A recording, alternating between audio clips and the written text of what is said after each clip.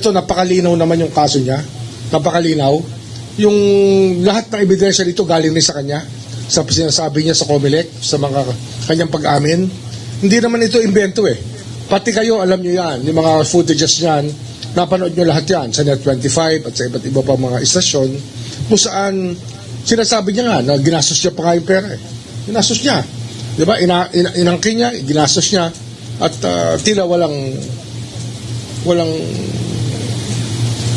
pag-aalinlangan sa kanyang gawain. Pero ito, papasok talaga sa batas. Papasok siya. With regard to the other senators. Plunder din yan. Mga kaibigan ko, nagbigay sa akin talaga. Alam mo, pakiusap lang nila. Isa lang. Tanggapin mo ang tulong namin sa'yo. Okay. Congressman ako noon Kong, kami po ay naniniwala na karapat dapat kang makarating sa Senado. Tanggapin mo ang halagang to. Marami sila.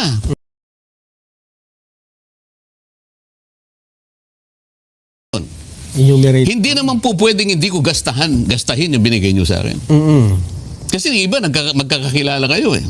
Halimbawa, ang nilagay kong gastos ko ron, 5 million, sabi ko. Nakukwenta nila eh. Ba, tinago ni Kong Dante. Tingnan mo nga naman ang buhay, ano. Nanalo na, kumita pa. Ayoko naman yun. Kasi pinagtiwala nila sa akin yun. At saka kailangan gastahin ko yun. Kailangan talagang expense. Hindi pwedeng hindi ko gastahin sapagkat binigay nila sa akin yun.